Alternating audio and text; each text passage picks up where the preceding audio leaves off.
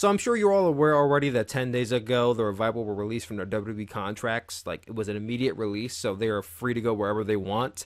And they have since already made their new names. Cash Wheeler, he is the former Dash Wilder, and I believe his name is Dax Harwood, or is it Drax Harwood? I think it's Dax Harwood, which is the former Scott Dawson.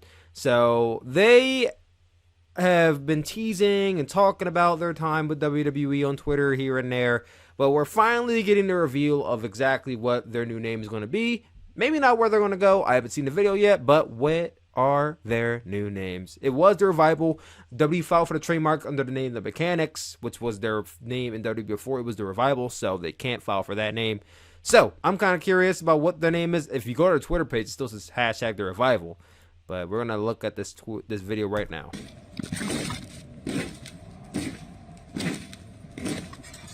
Resist. Is his name The Resist? The Resistance. Like La Resistance from WWE. Revive. Ooh. WWE's coming from the man. Revolt. Fear the Revolt. Oh, so that's what FTR means. Yeah! FTR! FTR! FTR! Let's go! Fear the Revolt is what FTR stands for. I'm sure that's not what it stood for the last 2 years. But Fear the Revolt is their new name. I'm pretty excited for what has to come to them.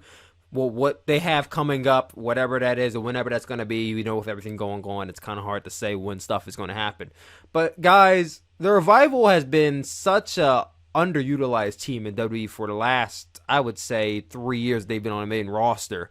I mean, I remember their debuts back in 2016 when they were the Mechanics, and just looking at these guys and being like, they look like a bunch of job guys. Like, why would I want to be interested in what they have to do?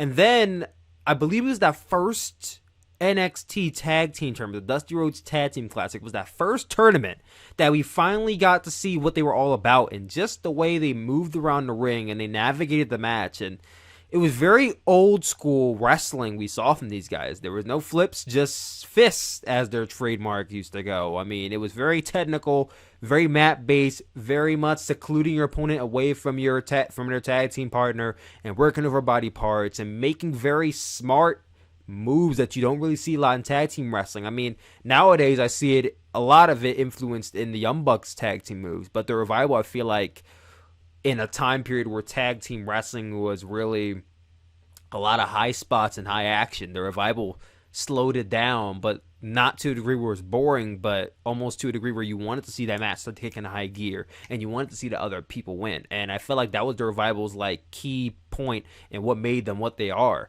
And as they evolved with their tag team matches, I mean, one of my favorite tag team matches of all time is that tag team match between the Revival and Johnny Gargano, Tommaso Ciampa of DIY from NXT TakeOver Toronto 2016. That 2 out of 3 falls match. Really, the ensemble of DIY versus Revival versus AOP matches for really all of 2016 was just great tag team wrestling all around. And for that matter, I became a fan of the Revival.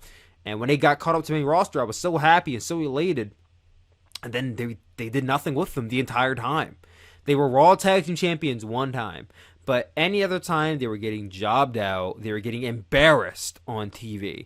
I still remember that one segment where the Usos rubbed Usi Hot, which is icy hot basically, on their backs or whatever. Well, I don't know what it was stupid stuff they would have the Revival doing. And then they would tease it. They would cock tease the fans and give them wins here and there. And then they would go back to doing nothing with them. It's like WWE just hated the Revival for some reason. So I am happy that they were released. Now, I'm not happy they got released at the time that they've been released because they have no safety net once again. They don't have any pay coming in. I'm sure, I don't know how exactly unemployment works because I have never been unemployed since I started working. I don't know how that works, I'm going to be honest, but I don't know how that works with them, what they have to do, but there is no company they could go to except for AEW, and that's not going to be the case till after Double or Nothing. So there's really nothing for them to go right now, but I'm just happy they're out of that company because for the longest time they were mistreated, misused, and if you guys saw the pictures of what the scheme is going to be like, the scheme was going to be like for the Revival after WrestleMania, I'm sure you all saw the pictures online. They look like a bunch of dorks and clowns. Like, they were just out to embarrass these guys for no reason other than they just could. I'm really happy that they are finally getting out of their contracts. They get to do their own thing. Now they are the Revolt is going to be their new name. I'm totally behind them and what they do. I can't wait to follow their careers. If you ask me, they can go anywhere and kill it. New Japan, they would be awesome there. Now, the one reason why I don't really want to see them in New Japan, honestly, is because New Japan's tag division, let's be honest, tag division is not that good. God, good tag team. Juice Robinson, David Finlay, good tag team. Evil and Sonata, good tag team. But it seems like the tag division is really only consistent of God, Evil, and Sonata.